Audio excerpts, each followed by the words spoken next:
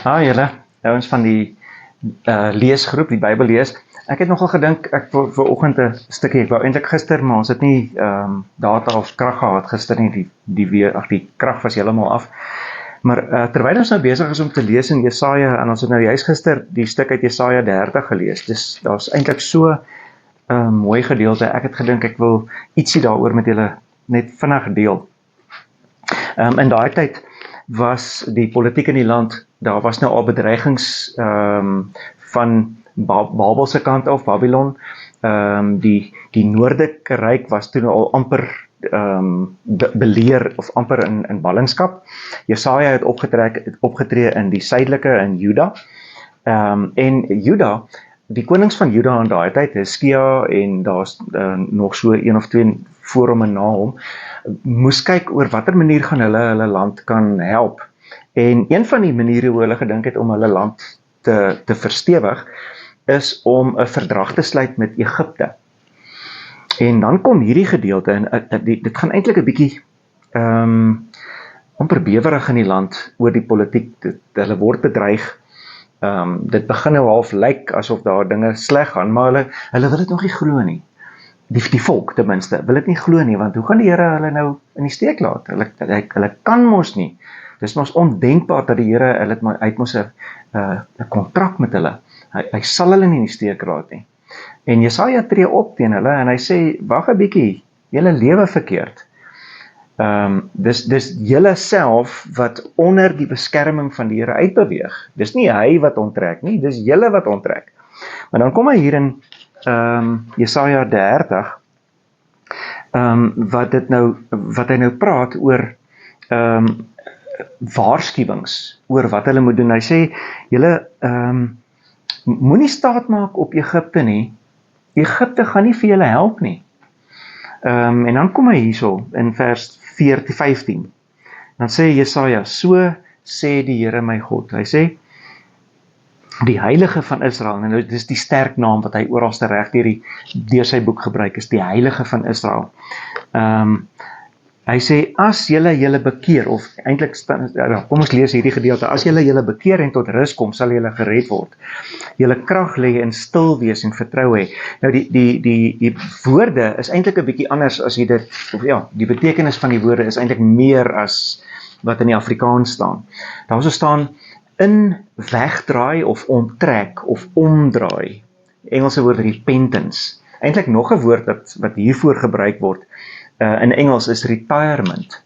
Want retirement beteken nie aftree en niks doen nie, maar om te onttrek uit dit waarmee jy besig is. Om op te hou, om te doen waarmee jy besig is. En die Here sê, dit is die een ding van jou redding, jou deliverance. Hy wil jou na veiligheid bring.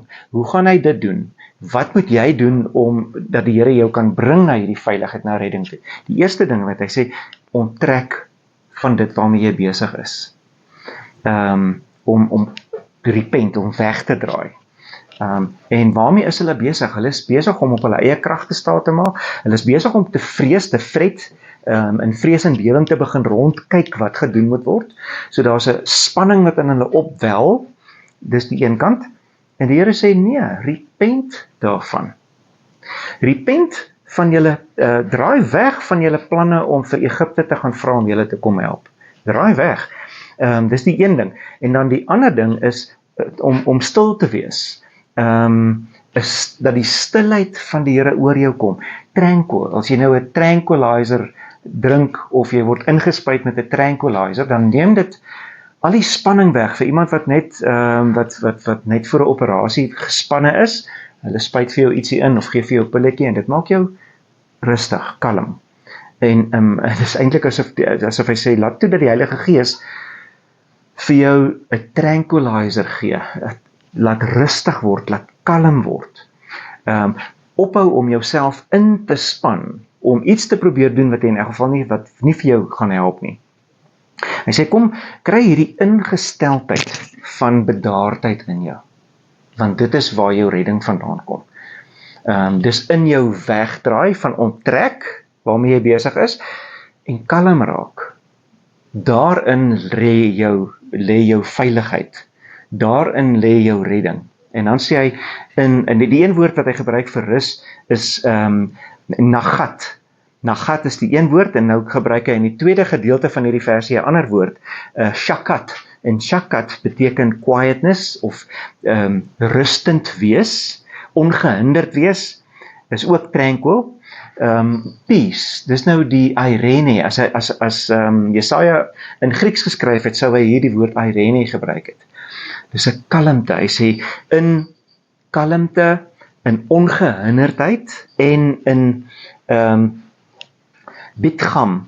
En bitcham is 'n sekuriteit, is vertroue, selfvertroue, in confidence, of in trust. Die Griekse woord sou hier weer pistis, wat beteken in geloof, in vertroue in die Here. Daarin lê jou krag en jou sterkte. Nou, hierdie twee goed lyk net en glad nie na geloofsvertroue nie, of na valor, of na krag nie. Die een is om rustend te wees, te onttrek van al jou aktiwiteite, en om vertroue te sit in die Here. Hy sê, hierdie twee goed is waar jou sterkte lê, waar jou krag lê, waar jou mag en oorwinning lê. Dis so 'n teenstelling, maar dis presies wat die Here wil bedoel. Ek weet nie of julle ook in situasies is in julle lewe, ek is daar, wat jy partykeer fret oor, hoe gaan jy hierdie situasie hanteer, waarheen gaan jy met hierdie goeders, en jy het net amper geen antwoorde, en jy begin soek na mense om te help, of dinge om te help, daar gaan my bril alweer, om dinge om te help, en jy vergeet, dat die Here sê, wees net 'n bietjie rustig, kom wees kalm, ek wil jou help. En in hierdie tyd is Jesaja se woord vir ons so relevant, om te sê, met alles, met jou siekte dalk, met jou finansies, met verhoudings, wat jy nou allerhande dinge probeer doen het op jou eie. En deur Jesaja se woord kom die Here vir jou net sê, nee, wag 'n bietjie, kom, dis in rustigheid, in retirement, onttrek van al jou eie pogings, rustig wees, en om geloof op te neem. Daarin lê jou krag en sterkte. Ek bid dit help jou vandag, om op 'n ander manier, die dringende kwessies te hanteer, en die Here toe te laat, dat hy beheer gaan uitoefen, en dat hy die oorwinning bring. Ek hoop jy het 'n lekker dag.